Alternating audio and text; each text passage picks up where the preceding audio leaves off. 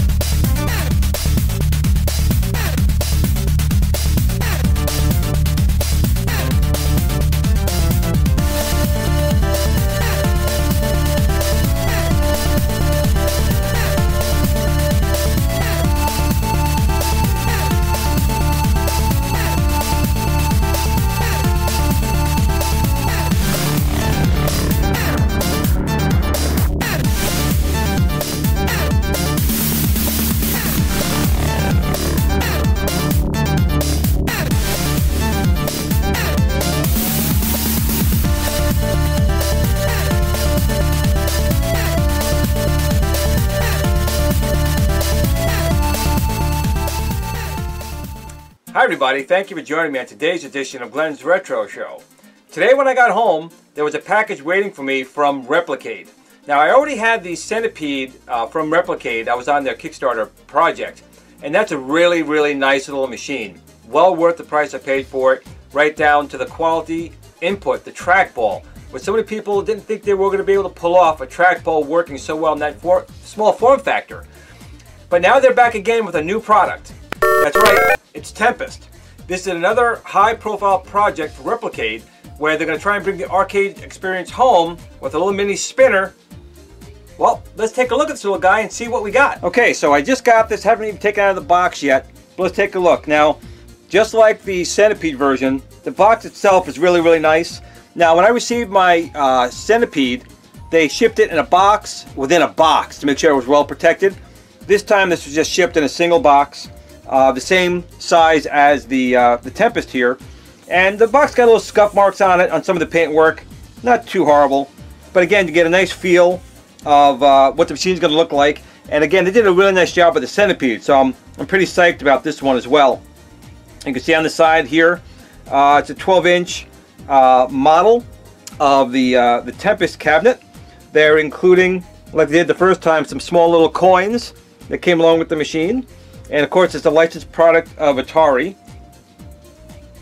And in the back here, they have all the different features of this little machine right here. I'll post a photograph of that later so you can take a look at that a little bit later on. But supposedly it's going to save you high scores. It's an official arcade ROM, which is great. And a real wood cabinet. Now, my Centipede, when I had gotten it, the cabinet was damaged. And Replicade was very good at getting me a replacement unit. But again, the box art looks really nice. Let's get this thing out of the box, because we don't really care too much about this box. I guess I really do. The only problem I have in the box is, unfortunately, mine's got a tear here. Oh well, can't get everything. But let's get this thing out of the box, and let's see what we got in here, because I'm actually pretty excited about this. Now, they're claiming it looks, plays, and controls like the Tempest. It says right here, looks, plays, and controls like Tempest. Now, the only other Tempest machine that I have myself is my Arcade 1-Up Asteroids, which has Tempest, and they used a very inexpensive encoder here.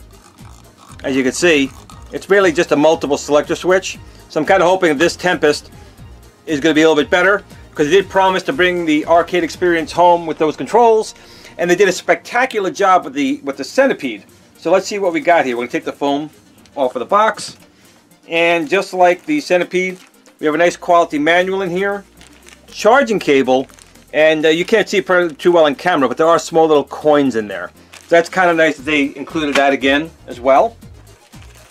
Now, the spinner on the Tempest would be very hard to do, so they actually gave you a second large little pot here for the spinner, as well as arcade little ones. Let me pull this thing out of the bag if I can get it out. And these bags are always tough. Here we go. So let's see what we got in this bag here. So this is the actual spinner that would be like in the arcade machine, but they felt to be too hard to play with this tiny little spinner, so they actually gave you larger ones here. You can see right here. So you have your option when you want to play it. You can play it with this guy, or you can play it with this guy. But in all honesty, they say this is better for looks, for show, and this is better for playing. So you have 2 of the small ones, 2 of the big ones, and extra rubber feet in this bag. That's kind of nice that they included that. So I'll put that aside as well. Now the big thing we want to see is the actual cabinet. Let's see if I can get this thing out of here. There we go. Look at this box put out of the way for a moment. And again, they ship it in a nice bag. And here we are. Well, I'm bring it close for a real second here. I mean, this thing, again, they did a nice job with how it looks. The artwork. Let's put this thing down right here. So we can see, again, we have a very nice design. Decal artwork is very, very good. There is a little film overlay here telling you to make sure you charge this before play. And you have to press 5 seconds on the start button to turn it on. We're going to take this screen protector off here. Give it a couple little pulls. Here we go.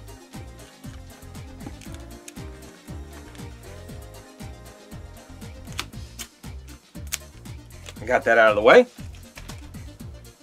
And we can see our little volcano buttons down here. We have our fire and super zapper buttons. And we have our spinner. Ew. Okay, well, I can tell already this spinner is not the same quality they did with their Centipede trackball. This simply feels like, well, it feels like a multiple rotor or a multiple selector switch, just like we had here in the arcade 1-up. Okay, that's not a real spinner at all. That is a multiple selector switch. So that's a disappointment. They delayed the Centipede a couple of times to make sure the trackball was just right. And I know there was some delays here with trying to make this feel right, but that is not a spinner at all. That is a multiple selector switch. So that's already a little bit of a disappointment. Down here, they do have a coin door here. We can store some items down in here. And you have, again, a pressable button here for your coin selector to put your quarters in, and a menu button up here. And again, the artwork on this side looks very, very nice. The decal's on very well. The artwork, the cabinet design is done very, very well here. On the back, we have our volume, our indicator for charge, our power switch, our speaker, and I am number, looks like 731 of their initial selling of this machine. Micro charging port down here. Again, artwork on the side is very, very good. All right, let's turn this little guy on. Again, I'm a little upset about the spinner here. It's not very spinny. It's very clicky. I'll say that. So we'll hit the power button on here. Hold it 5 seconds, like they say.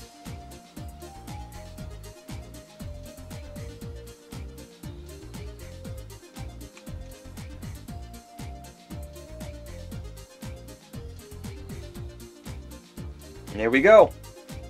Our light up marquee, very, very nice. Our light up volcano buttons, very, very nice.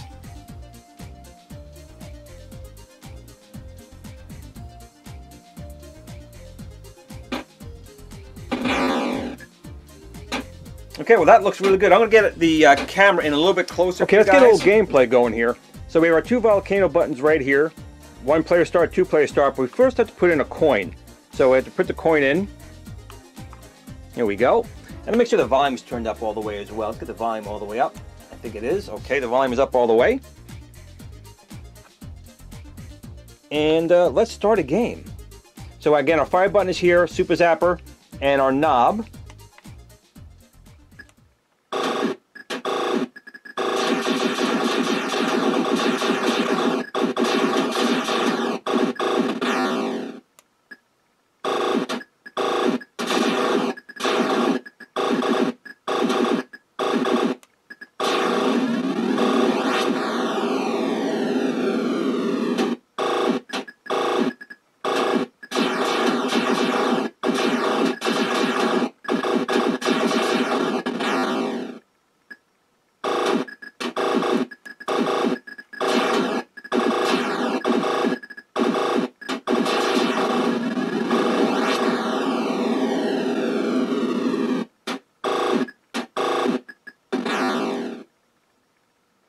Okay, I'm going to say that the spinner is not horrible, but it's definitely not a spinner you can spin it around and have your character move around very, very fast. But again, for its form factor, I mean, the knob itself feels okay. It's definitely easy to turn your guy around here, but there seems like there's a slight delay between when you move the knob and you see the character go on screen. There's definitely a lag.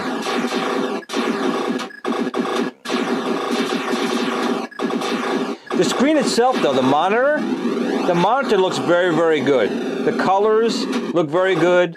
They're very sharp. The sound sounds good, but there's absolutely a delay in moving your character from when you're moving the knob. I mean, look at that. I'm not sure that's something they could fix with an update, but there is an absolute delay in moving your character around.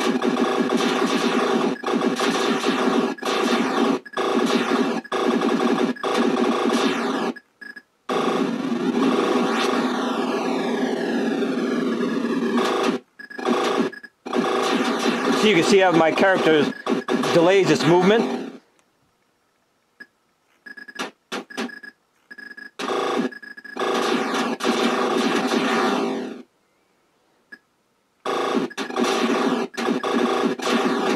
Again, when you play these type of games, the controller is the most important thing. Now, again, we don't really have a real comparison with something of this size with a spinner, but I'm going to put the smaller knob on there just to see how it plays with the smaller knob. So basically, all we need to do is literally just pop this up. So we're going to pull this little guy, and you see it comes right off. Not very hard to do. It's just kind of held down with little clips. And I'm going to put on the smaller one. Hopefully without breaking anything. There we go. So, I mean, it is tiny. It's real small. But let's see how if I can play with it or not. I'm going to give it a shot.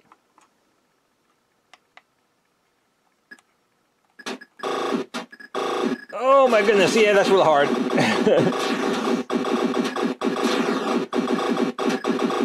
That's definitely just for looks. It's definitely not easy to play on it for sure.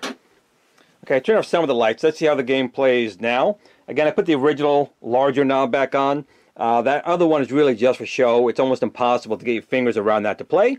But I'm going to hit the button right here, which is my coins. So I'm going to press this button again. And hit my first volcano button. And let's start the game.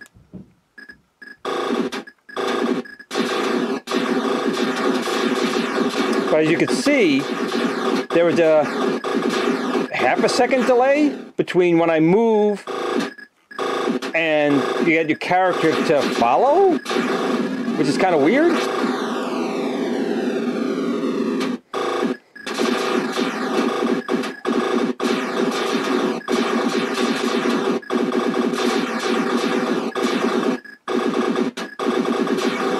I mean, it's still a fun game, but I'm a little disappointed in not being a true spinner, especially when they did such a nice job with the Centipede.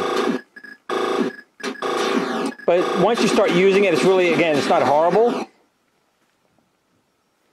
But I wish they had done a little bit better job with that on here. Okay, I'm just going to go down the machine here. The marquee is lit up right there. I mean, it looks really, really nice. Down to the display, and again, the display is very, very nice, very crisp. Did a nice job with that display. They did a nice job with the control panel artwork. That looks really, really good. And we come down again to our coin doors. Both coin doors are lit up.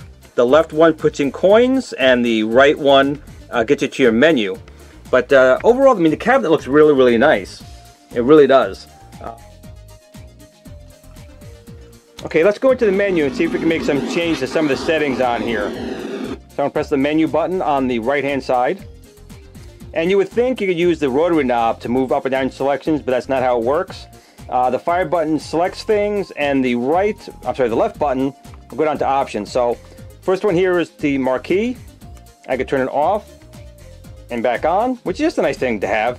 I'm going to press the button here again, and we can adjust the sensitivity. Again, you would think you use this to adjust sensitivity, but it's actually the player 1 and player 2 button. So I can go up or down in sensitivity. Here is the default setting. I'm going to raise sensitivity almost to the top. Then I'm going to press this button again to go to the bottom option and press fire.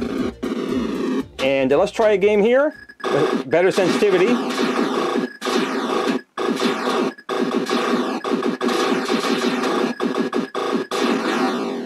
Again, it doesn't, the rotary knob's not as bad as you think it is. The one in the arcade 1-up was bad out of the box, but you can make it a little bit better. This one's okay, but it's definitely not as good in comparison to how well they did on the Centipede. So again, it's just a little bit of disappointment. But what's really weird is the delay in movement.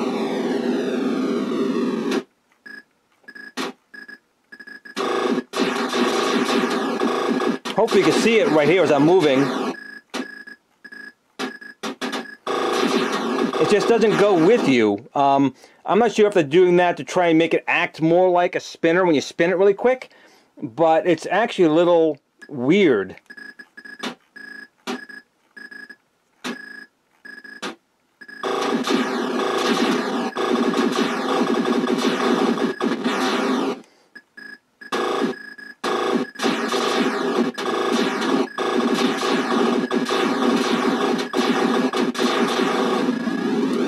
So let me give you some quick little final thoughts. Okay, before I get into my final thoughts, just something I want to bring up, just get off my chest. When I first got into the Kickstarter for the Centipede, I admit I had concerns about how well Replicade was going to shrink down that trackball for the Centipede and make it playable. And actually when I got it, I was more than impressed. There were some delays, but they wanted to make sure they got that control just right in Centipede. And they did. The trackball works fantastic in that little unit. It's the highlight of the game. I mean, in certain games, the controls are very custom. And Centipede was one of those games where the trackball was a big part of the game. That also happens to be the case with Tempest. Now, again, when Arcade 1-Up released their machine for Tempest, they used a very inexpensive rotary here, which again, it gets the job done, but it's not a true arcade spinner. Now, some people may say, Glenn, well, how are they going to make a spinner that small? Well, a friend of mine, Dwayne Ringo, who builds small mini kits like myself, came up with a little design like this. Now this is obviously bigger than would fit in here, but basically it is a very simple rotary tool here using a little encoder, a very small encoder. It's very tiny, and this could be definitely scaled down to the size, and it's very smooth. It can be weighted and work much better, and that's kind of what I thought they were doing in here.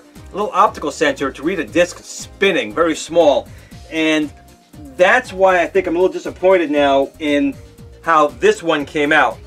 So with that being said, this is still a nice little unit. I mean, it looks like Tempest, sounds great, but there's a couple of weird things with this one that wasn't the case with Centipede. Number one, the pot they're using for the controlling your little ship is definitely not anywhere near like the arcade was. They spent so much time in detail on the Centipede trackball that I really had high hopes they were going to pull it off. And I don't think they really did. I mean, it works, it does turn, but it's just not anywhere near what the arcade was. Another weird issue is there is a delay. When you're rotating your ship around, you're spinning it, there's a delay on both sides. Now I have a suspicion, maybe they're trying to simulate how a spinner would be if you spun it and a little extra in your rotations back and forth. But since this one doesn't actually do it, there should be a way, if that's the case, to turn that off. Maybe something they could do in a firmware update. But I will say that the control on this one it's adequate, but it's a letdown from the amazing job on their previous machine. So they kind of set their own bar, and as nice as this one looks, they didn't hit the bar again with the controls, at least in my opinion on this one. Is it playable? Absolutely. If you're not a huge arcade Tempest person, you may not notice or feel it's that big of a deal. But to anyone who bought this thinking they're going to get a nice smooth arcade spinner, just be prepared, that's not what you're going to get with this. It still looks nice, still plays nice, it looks great next to the Centipede on your shelf, but this was just a quick unboxing and review. I'm going to give this a little bit more of a play. and try it out.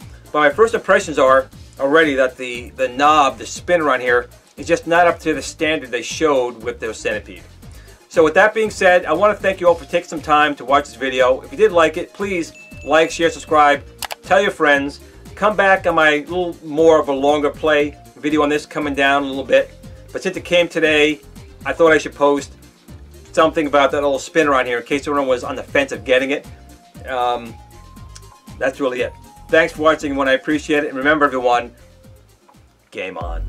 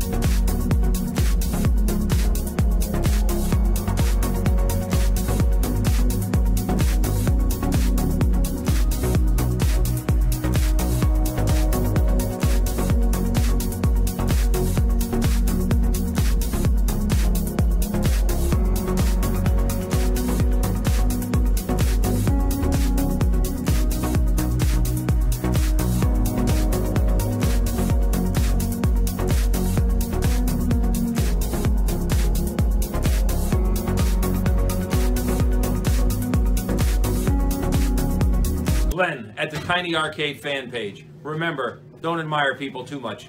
They'll disappoint you.